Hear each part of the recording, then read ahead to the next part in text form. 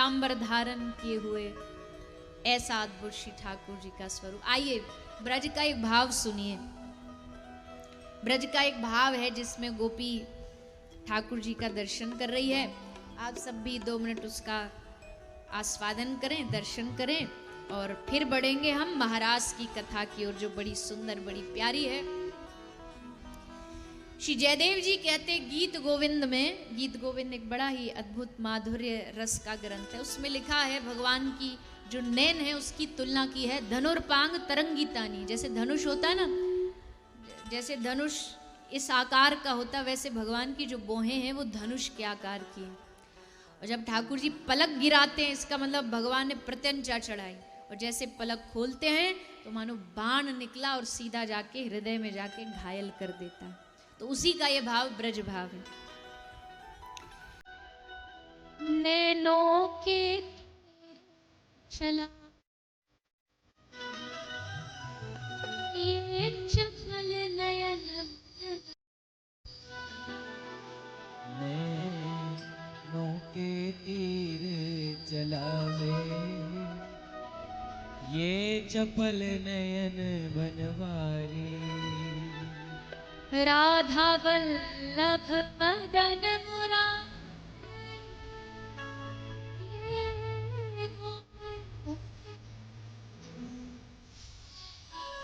राधा वल्लभ मदन मुरारी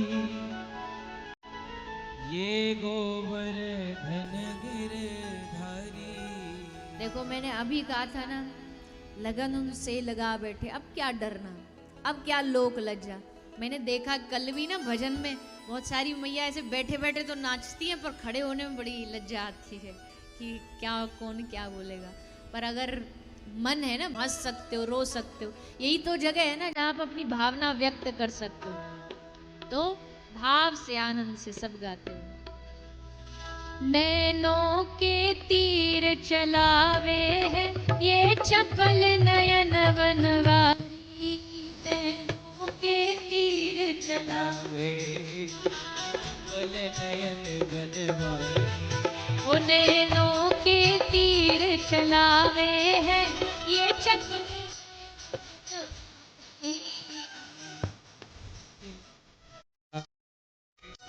चपल नयन बनवारी। राधा वल्लभ मदन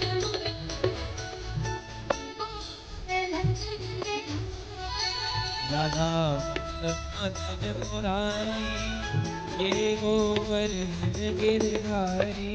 राधा वल्लभ मदन मुरारी, राधा वल्लभ मुरारी ये गोवर्धन गिरधारी। वो नैनों के तीर चला ये चपल नयन बनवारी। नैनों के तीर चलावे ये चपल नयन बनवारी। और हाथ उठा के सभी भाव से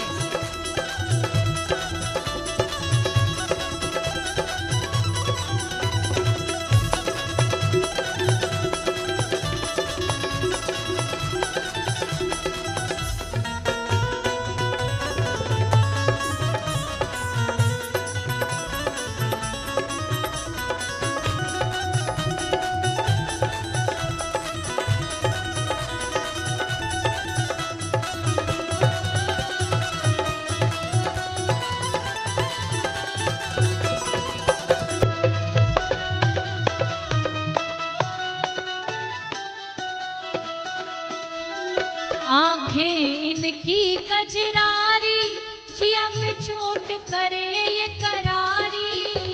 आंखें इनकी कजरारी जब चोट करे करारे। वो आंखें इनकी कजरारी, जिया पे चोट करे ये करारी। आंखें इनकी कजरानी जिया पे चोट करे ये करारे। ओ मोहे ओ मोहे ओ मोहे घायल ये कर जावे है ये चपल बनवारी। मोहे घायल ये कर जावे है चपल नयन बनवारी। ओ नैनों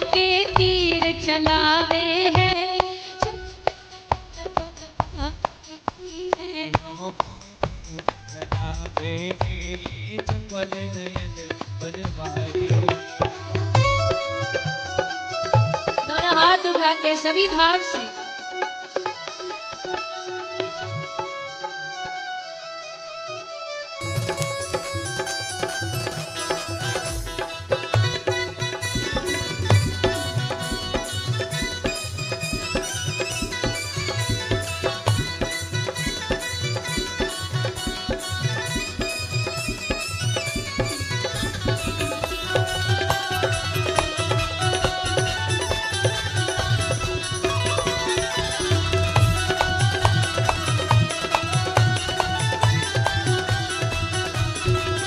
ये तो ब्रज का एक खिलौना, मेरा सुंदर श्याम सलोना। ये तो ब्रज का एक खिलौना, मेरा सुंदर श्याम सलोना। ओ ये तो ब्रज का एक खिलौना, मेरा सुंदर श्याम सलोना। एक खिलौना जो सुंदर श्याम सलोना। ओ हम सब इन पे बलिहारी है, ये चपल नयन बनवारी। हम सब इन पे बलिहारी, चपल नयन बनवारी। वो नैनों के तीर चलावे है, ये चपल नयन बनवारी। नैनों के चपल नयन बनवारी। भैया सुनो, सबको नहीं खड़े होना, बैठोगी नहीं फिर आप भजन के बाद। जिसको नाचना आता वो वही खड़ी हो, सब नहीं खड़ा होना। जिसको नृत्य आता वो वही खड़े हो, भाव से सभी।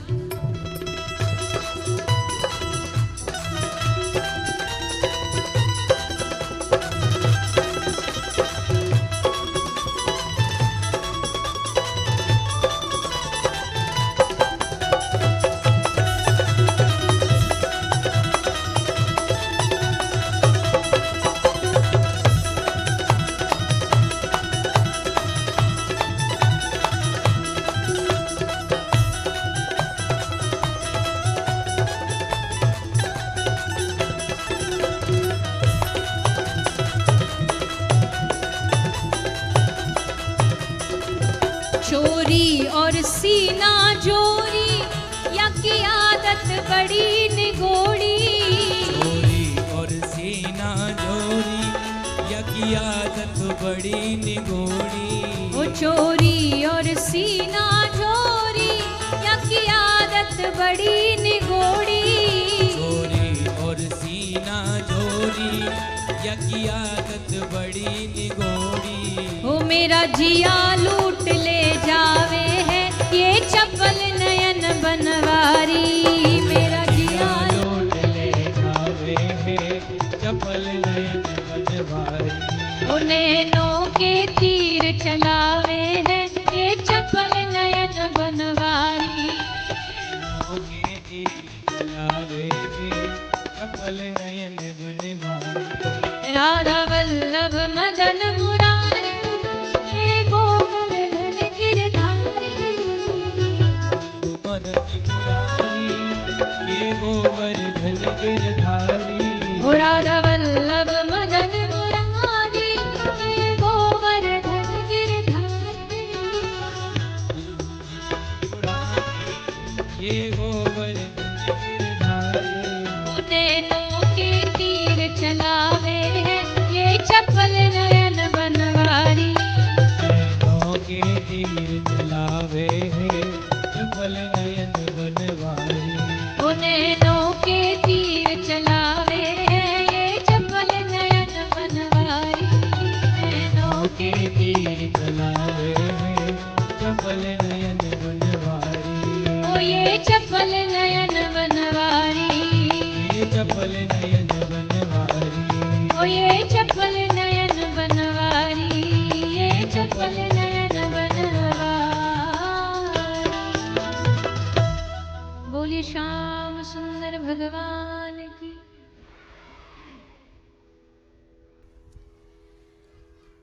तो श्री ठाकुर जी का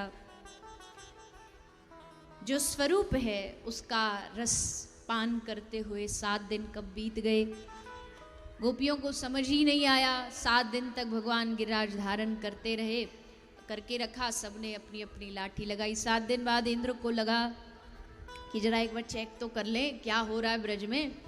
ब्रज बहा के नहीं, लेकिन जब इंद्र ने देखा कि ब्रज का एक तिनका तक उसके सावर्तक मेघ बहा न पाए, तब इंद्र को समझ आया कि कोई साधारण बालक नहीं, ये तो साक्षात सच्चिदानंद विग्रह, सच्चिदानंद स्वरूप हमारे भगवान हैं।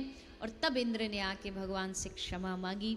इंद्र जब आता है ना, तो जब कोई व्यक्ति नाराज हो और आपको उसको मनाना हो, तो आप उसकी पसंदीदा चीज़ या तो करते हैं, या कुछ उसकी कोई पसंदीदा चीज़ हो खाने की, पहनने की, वो लेके जाते हैं। क्यों? क्योंकि अब पता है कि अपनी पसंदीदा चीज़ देखेंगे ना तो इनका गुस्सा फुर हो जाएगा, रख ही नहीं पाएंगे गुस्सा। तो इंद्र ने भी यही सोचा कि भगवान को जो प्रिय है वो लेके जाओ, जिससे इनका क्रोध देखते ही शांत हो जाए। और भगवान को प्रिय क्या है बताइए? हाँ, वो तो खाने वाली वस्तु है, पर एक जो भगवान को बड़ा प्रिय है, जिसको भगवान अपना आराध्य मानते हैं, आज जिसकी माननीय मुख्यमंत्री महोदय भी चर्चा कर रहे थे, वो है भगवान को सबसे प्रिय है गाय, गौ माता। गौ माता से भगवान का बड़ा स्नेह है, बड़ा प्रेम है। भगवान श्री कृष्ण और गाय का रिश्ता तो एकदम सारे जगत में जाना जाता है। जहाँ कृष्ण होंगे वहाँ गाय होगी, और जहाँ गाय होगी वहाँ कृष्ण होंगे, ये भी पक्का है।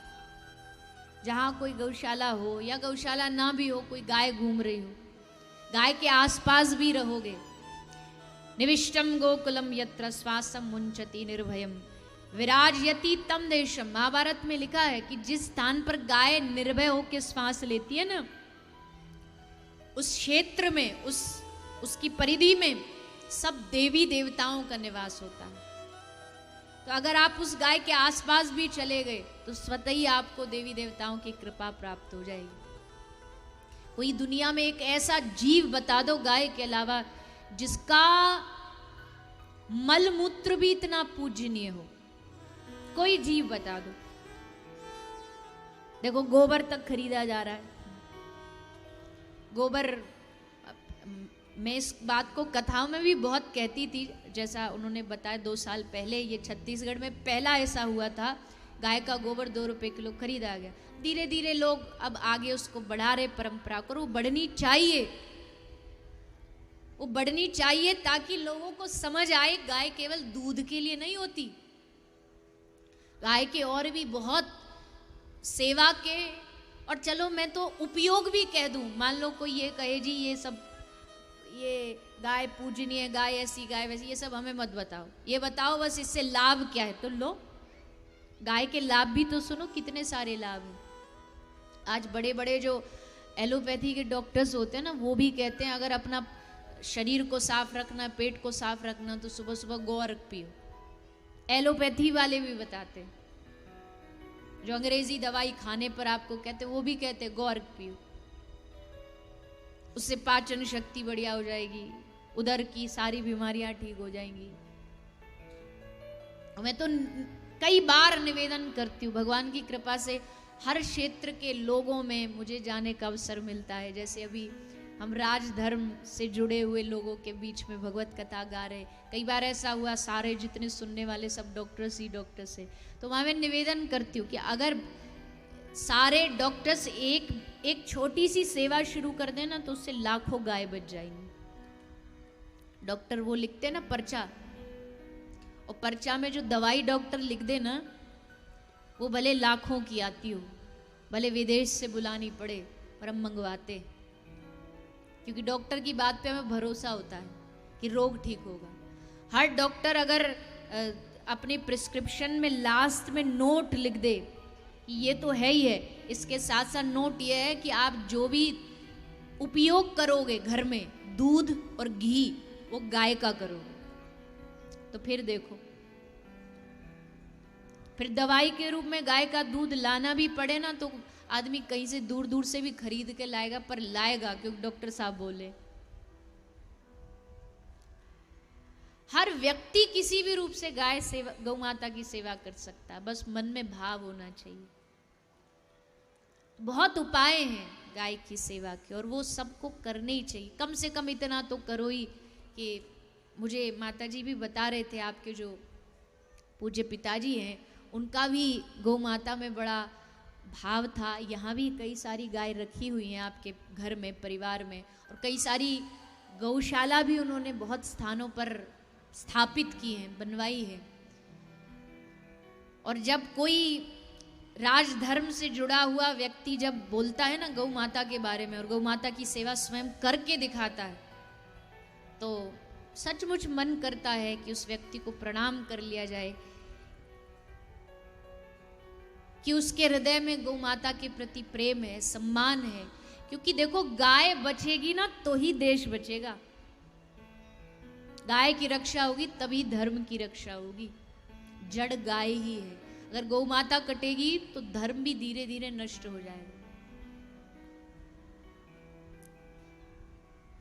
सारे विश्व में अकेला भारत ऐसा देश है जो चीख चीख करके कहता, गावो विश्वस्य मातरः, गाय हमारी माँ है।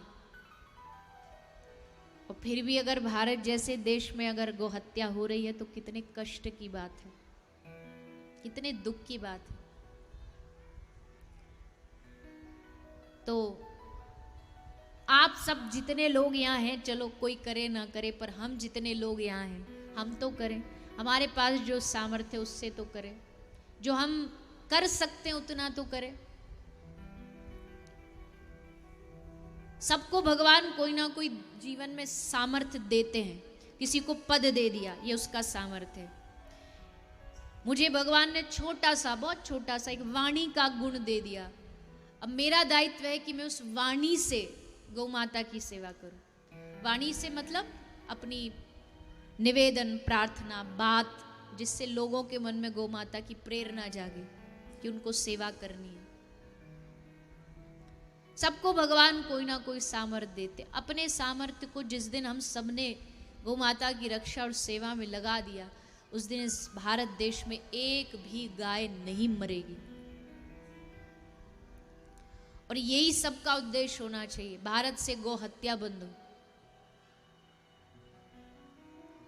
गौ माता की जितनी दुर्दशा आज हो रही है ना, जो गाय से प्रेम करते हैं, गाय से जुड़े हैं, वो जानते हैं इतनी दुर्दशा गाय की हमने बना रखी है। कई कई दिनों तक चारे के लिए, एक रोटी के अन्न के दाने के लिए दिन रात भटकती रहती है। और जब कुछ नहीं मिलता सड़कों पर जाकर के, तो प्लास्टिक खा खा के अपनी भूख मिटाती है।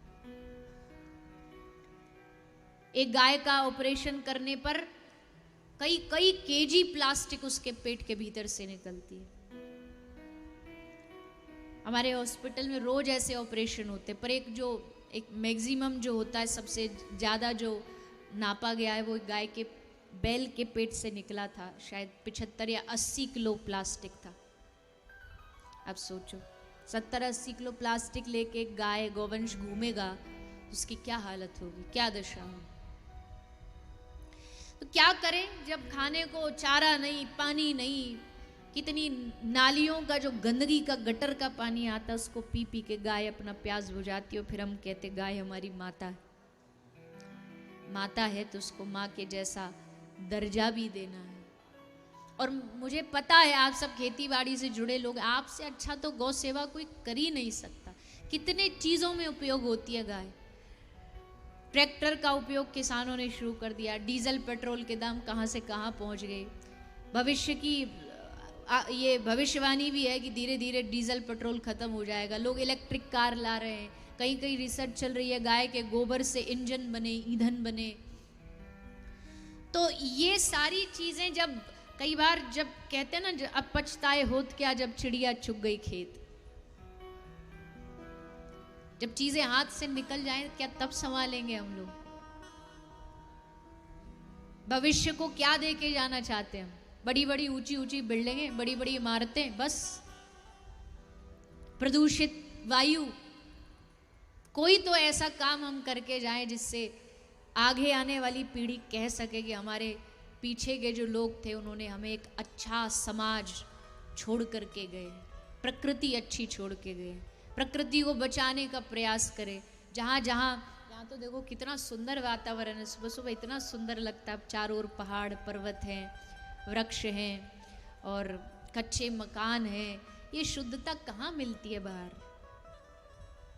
आप सब बड़े भाग्यशाली और इसको बनाए रखो। ज़्यादा शहरी बनने की आवश्यकता नहीं है। मैंने एक दिन कहा था ना, बड़ी होड़ लगी है सब में अंग्रेज बनने की।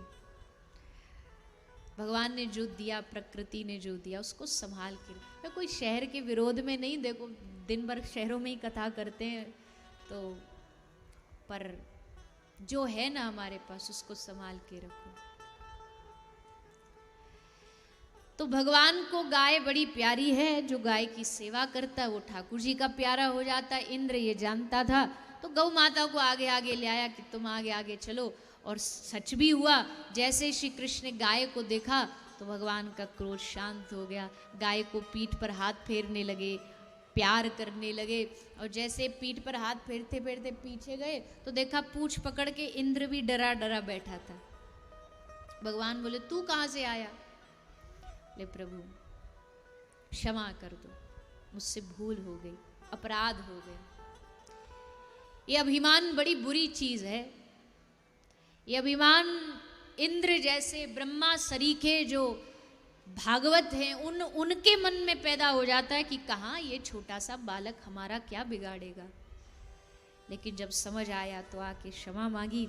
भगवान ने कहा कि कोई बात नहीं, गलती तो तूने किया पर एक अच्छा काम किया, तेरे कारण ये सारे ब्रजवासी मेरे और नजदीक आ गए। 7 दिन तक सब एक पर्वत के नीचे खड़े रहे तो भगवान ने इंद्र को क्षमा कर दिया। यहाँ गाय ने भगवान का एक नाम रखा है गोविंद। ये गोविंद जो नाम है भगवान को बड़ा प्रिय है क्योंकि ये गौ माता के द्वारा रखा गया है। तो इस प्रकार श्री गिरिराज धरण की लीला हुई। फिर और भी कुछ छोटी छोटी भगवान की लीलाएं, पर समय का ध्यान रखते हुए हम सीधा चलते हैं महाराष्ट्र की ओर। भगवान श्री कृष्ण ने आज इन गोपियों को महाराष्ट्र में ले जाने का विचार किया। और जब मन में विचार हुआ, संकल्प हुआ, तो भगवान ने योग माया का आश्रय लिया।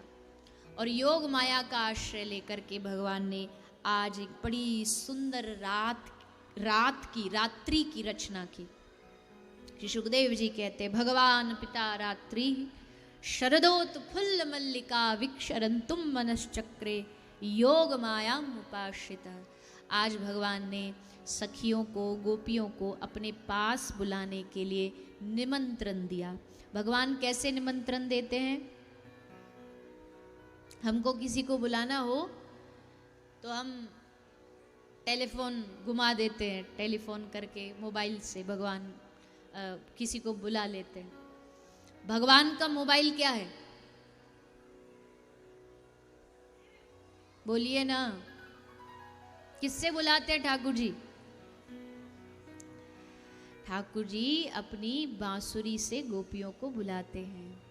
ये ठाकुर जी का मोबाइल है। हमारे ब्रज में एक बाबा हैं, वो ये लीला सुनाते, एक टेर कदम जगह है बहुत सुंदर, तो वो बड़ी सुंदर लीला सुनाते। ये ठाकुर जी बांसुरी जो भगवान का मोबाइल है। अब देखो मोबाइल फ़ोन में 2 तरीके की कॉल होती है, एक होती है लोकल, एक होती है इंटरनेशनल कॉल। एक ISD कॉल, एक STD कॉल। STD कॉल में ज़्यादा, जो इंटरनेशनल कॉल होती है उसमें ज़्यादा पैसा लगता है। तो ठाकुर जी की लोकल और ISD STD कॉल कौन सी है? बोले ठाकुर जी को जब आसपास वाली गोपी बुलानी होती है तो ज़मीन पर खड़े होकर बांसुरी बजाते हैं, और जब दूर की गोपी इंटरनेशनल बुलानी होती है तो ठाकुर जी कदम पर चढ़ के कॉल मिलाते हैं। ये ठाकुर जी की इंटरनेशनल कॉल है कि दूर खड़ी गोपी को सुनाई दे जाए और वो दौड़ी दौड़ी आ जाए।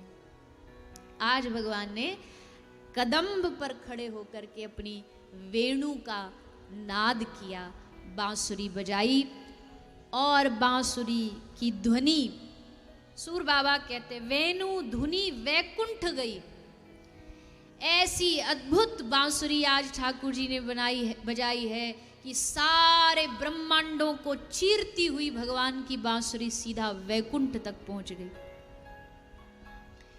ब्रज की गोपियों के घर घर में कान में ये आवाज गई। और इस बांसुरी का एक जादू ये भी था कि जिस गोपी को ये बांसुरी सुनती, उसको उस बांसुरी में अपना नाम सुनाई देता।